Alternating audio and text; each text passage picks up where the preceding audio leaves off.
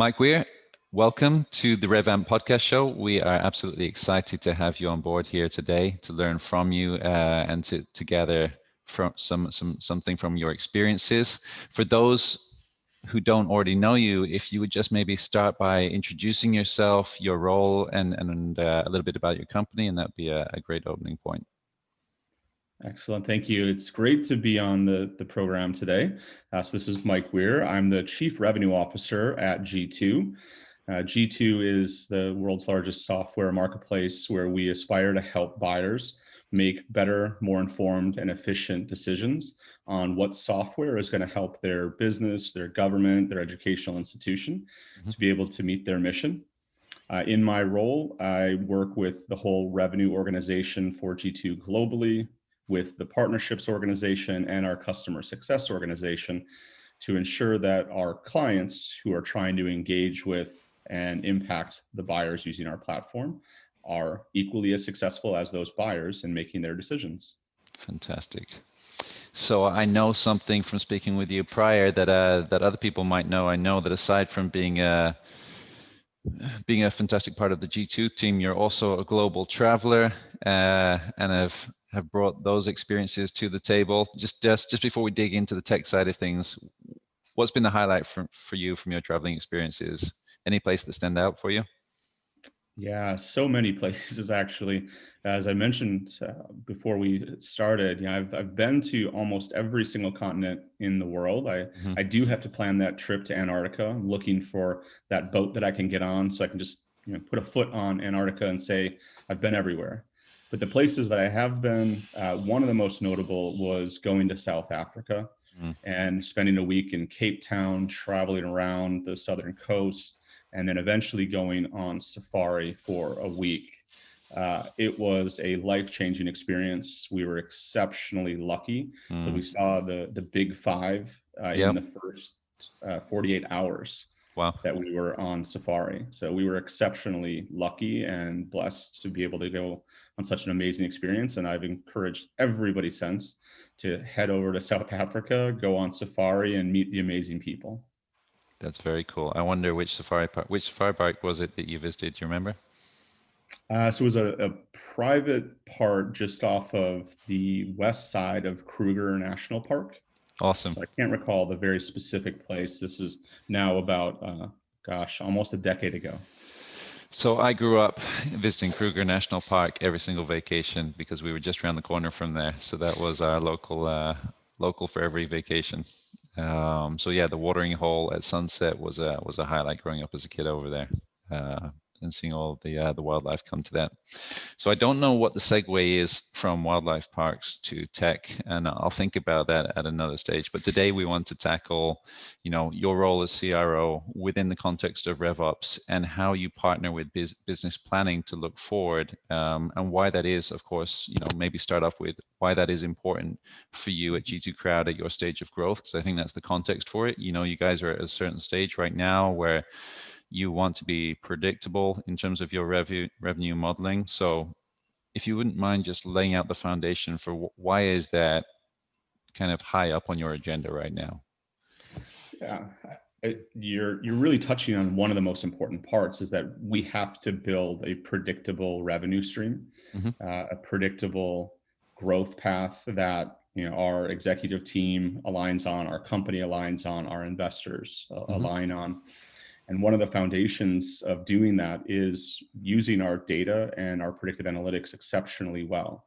So my revenue operations team is my closest partner. It's the group that I talk to the absolute most within the organization. And we want to build business planning processes that think on two different levels. We want to be thinking long-term, where we have, in my first 4 months in the job at G2, built out what is our 3-year revenue strategy. Okay. And we want to know where we're trying to get to. We want to understand the milestones and the important things that we have to accomplish along the way in that long-term plan. And then we do short-term planning around that. So what do we have to do in the next 3 months, 6 months to keep charting towards that 3-year vision? And we've found that is extremely helpful, both in my current role and my prior lives, leading revenue organizations within LinkedIn most recently, uh, we want to show everybody where the destination is. Mm-hmm. We want to make sure we are galvanizing the team and getting them to understand why certain things we're asking within our, V2 mom metrics and methods. Like, why are we asking for certain things right now? Mm-hmm. How does that ratchet up to the bigger picture? How does this help our buyer experience? How does this help our clients be more productive and successful within our platform? Mm-hmm. And so it's really creating that roadmap that helps everybody stay aligned as we're building towards our future, and simultaneously helping our buyers and our clients be successful. Mm-hmm. Interesting. So in relation to that, I'm guessing from what you said that, and from what you said previously, that pacing it, building out a pacing model that establishes the tempo is a big part of that. What goes into to the management of that process? How do you build out a pacing model that's effective? I know historically VPs of sales like to bring money forward into current quarter. Does that mean, I'm going to ask you the tough question here. Does that mean you're at odds with the VP of sales, that you want to pace it out and they want to bring it forwards? Yeah. So the way I think about the pacing model Mm-hmm. that we have built and that we're continuously trying to refine, it's not necessarily trying to go against the grain of deal motions. Mm-hmm. It's trying to better understand what is the momentum profile that we have as a business right now. Mm-hmm. And rather than just looking in the rear view mirror, rather than just coming into a forecast meeting and going, deal by deal by deal and saying, okay, is it going to close or not close? Mm-hmm. We want to have forward-looking guidance for the revenue leadership team, the individuals that run regions, run specific teams within my organization. I want to give them forward-looking knowledge Right. that has more of the science of what is the momentum of your business right now, Mm-hmm. to pair with the art that they bring, which is the one-on-one conversations with their account executives, their relationship managers, where they're really in the trenches talking to clients and getting a sense of, is this deal going to happen? Is this renewal going to happen? Are they really excited about a new feature we've rolled out, and they do want to invest incrementally in that? They're bringing a lot of the art, reading the signs, asking the questions, building that confidence. And my role, my RevOps role, is trying to then say, based on your historic pattern, let me just give you a sense of where we see you ending this quarter. Mm-hmm. Because there was always too big of a divide Mm-hmm. and a lack of predictability, where we would start a quarter and we would go really low with our forecast because the team hadn't built up their pipeline yet. They Right. hadn't been thinking about what was going to happen in month 2 and month 3 of the quarter. So when I came in, we would go into the executive meetings, to the board meetings, and we'd be saying, okay, well, we think we might end at 85% this quarter, Mm-hmm. and that's week 1. But happily, by the end of the quarter, we're hitting 105% of our target. And it's like, Right. well, what happened in between there? And so we're utilizing our pacing models that read the signals of previous close rates, previous pipeline development rates, current momentum on improvements in those metrics, to say, we're going to help you see. You may only see $1 million of pipeline right now, an opportunity right now, but based on your historic pattern for the last 4, 6, 8 quarters, that million in pipeline will grow to 1.5 if your normal pattern continues. Mm-hmm. And so just know you're going to find $500,000 other dollars out there that you haven't been counting on, that you haven't been forecasting. And we want them to have a more accurate, understanding of where their business is going to go, so that we can then apply sales math and say, okay, to keep on that path, here's how much pipeline you need to be building each week. Here's how those deals have to be progressing each week. And that way they can see if they're continuing to drive their business forward, or read the warning signs of, ooh, I'm falling off. I need to figure out, like, why are my close rates going down? Why is my pipeline not growing as much as it normally does in the second month, Mm-hmm. the beginning of the third month of each quarter? That would throw off my success this quarter. Makes complete sense now. Thank you. So I take my question back now. It doesn't seem like you're at odds. It seems like, of course, you're enabling them to a great degree and giving them confidence. And it's not about pushing, deals off. It's literally about, from your point of view, maybe also giving them confidence in the present quarter while also having an eye on the next quarter and how to build for that. And I think you mentioned at some point that you will look as far as 6 to 18 months ahead. Will you have a conversation with your sales leaders which looks that far ahead, or is it more that you kind of have that strategic view and you kind of give them enough rope to deal with the kind of present and next step, or do you invite them to the whole big picture? Yeah, we do invite, well, not everybody. We invite the senior leadership team into the long-term conversation. Yep. We want to make sure that we have planning rhythms that do look 6 months out, that do look 12 months out. Mm-hmm. Because when you start doing a really good job with a pacing model and you start projecting forward and kind of checking in and continuously revisiting, what does our current momentum profile look like? Mm-hmm. There's two very big implications that can help us do a better job as a leadership team to make our team even more effective and our business more effective. We can start seeing warning signs early, and that may be at a team specific level. Right. And that could lead to, talent conversations about, hey, what can we do to help? That could lead to, broader issues that we're seeing in the business where maybe there's a specific segment that no longer has as much interest, and we have to understand what changed. Mm-hmm. So we want to see those warning signs, 6, 9 months in advance of them happening, so that we can prevent the forest fire from starting. And then on the more positive side, we also want to see where the break points are going to happen because we have hyper growth going on and because a team is doing so well right now and we see it continuing for 2 quarters. All of a sudden we're going to be like, wait a second, you're going to have too much, like you're doing too well. Right. You're going to have too many clients to work with and you're going to start underserving them and they're going to start being upset with us. So we need to hire ahead. We need to get more people in to help you out, or we need to change an internal process. We need to create more educational materials in partnership with our marketing organization to keep up with the pace of new clients that we're onboarding.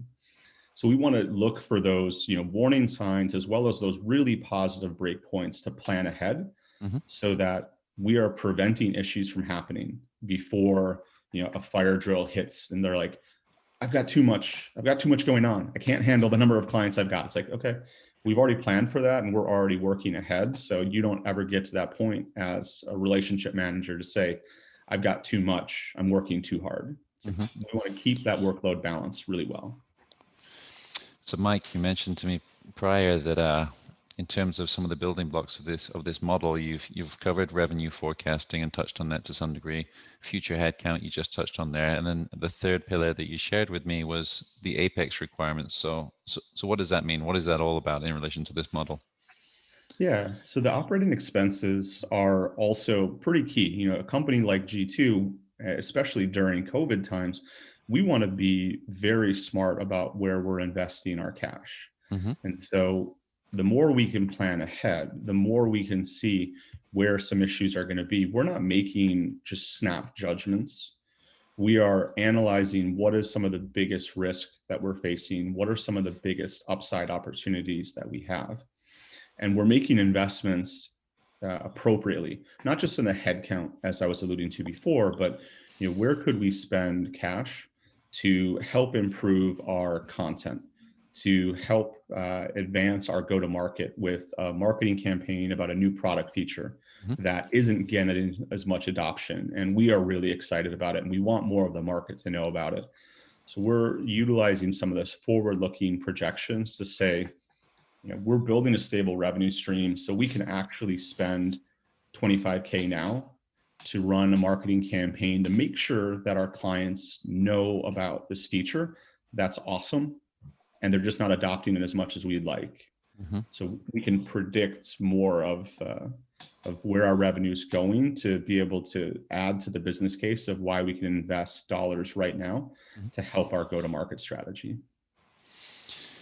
Fantastic. So when I, one of the things that's interesting is that, of course, you're telling this story from the viewpoint of a CRO. I imagine for many young revenue operations, sales operations professionals, they probably come up to you with a multitude of great ideas. Um, I think what would be helpful to do is to hear a little bit of how you filter the many things that are pitched to you internally, one from the other, what your priority framework looks like, and literally why you think the way that you do, more so than the what. Yeah. So it's a great question, and it is honestly something that I deal with every single day. Right. It is, it's great to be in a company that has tons of ideas, tons of opportunity to help our clients and to scale our buyer experience. But it does mean that we have to be very judicious in how we think about which investment are we going to go with. Mm-hmm. And I would say for individuals that are bringing ideas forward, one, absolutely do it. You know, really hone that idea first and foremost. And a couple of very key things to be thinking about is one, how does this idea fit into the bigger picture metrics that the company, that the revenue organization is trying to drive to? Mm-hmm. Is the toughest thing when you're fielding a dozen new ideas every single week is forcing me to figure out how does this help is almost a sure way of it getting punted. Right. So really coming in with a strong business case that connects your idea to the bigger picture of what the organization or the revenue team is trying to accomplish. Mm-hmm. That's table stakes. Secondarily, do your homework.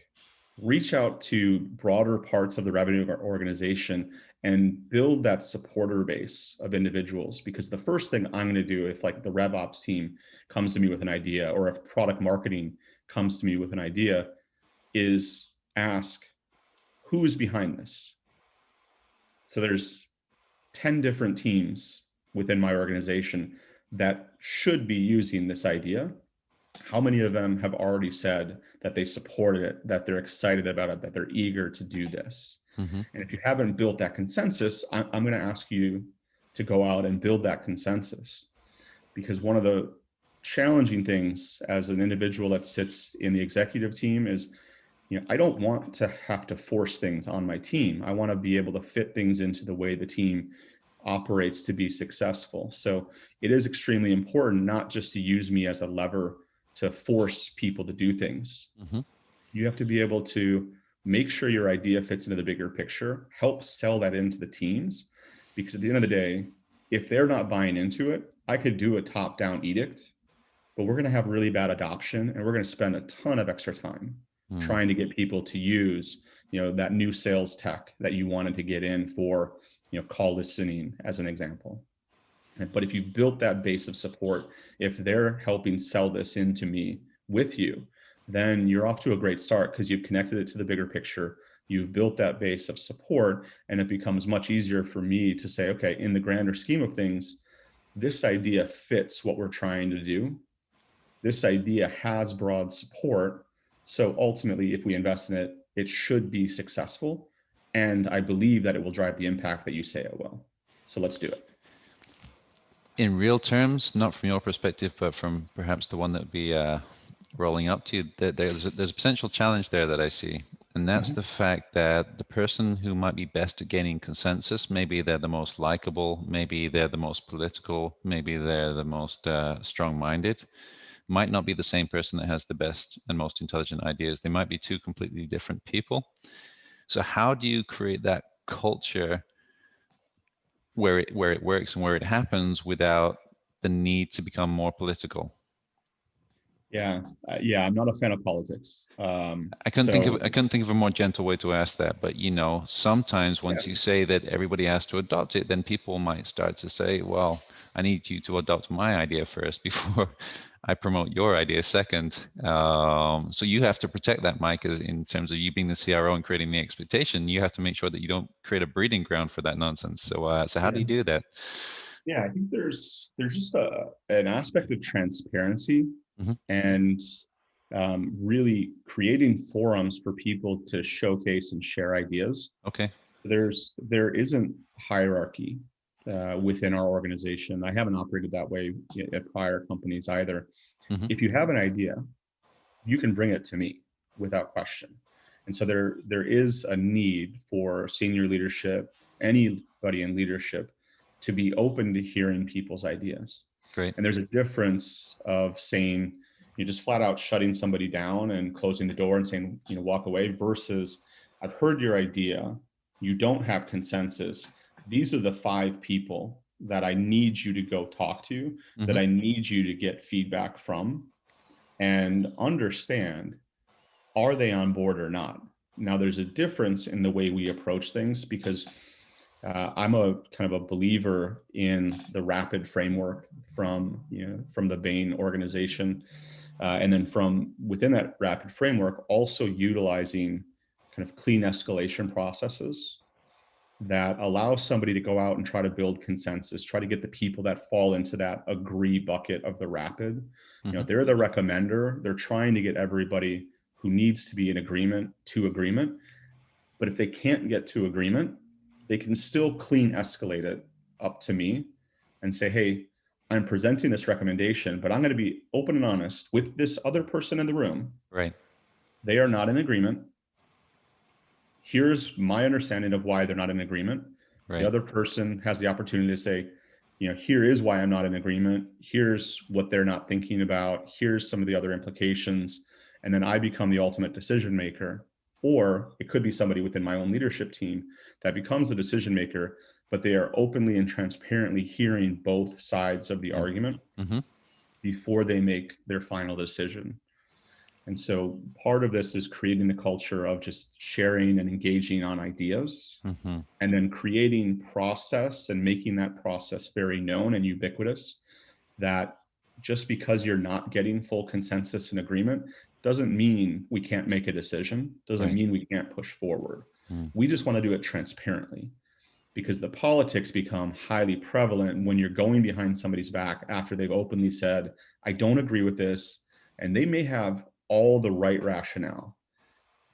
But if I don't know what that rationale is, if I don't know that they're in disagreement, then it can create a really bad culture. So we want to just bring transparency and understanding to why are there dissenting opinions.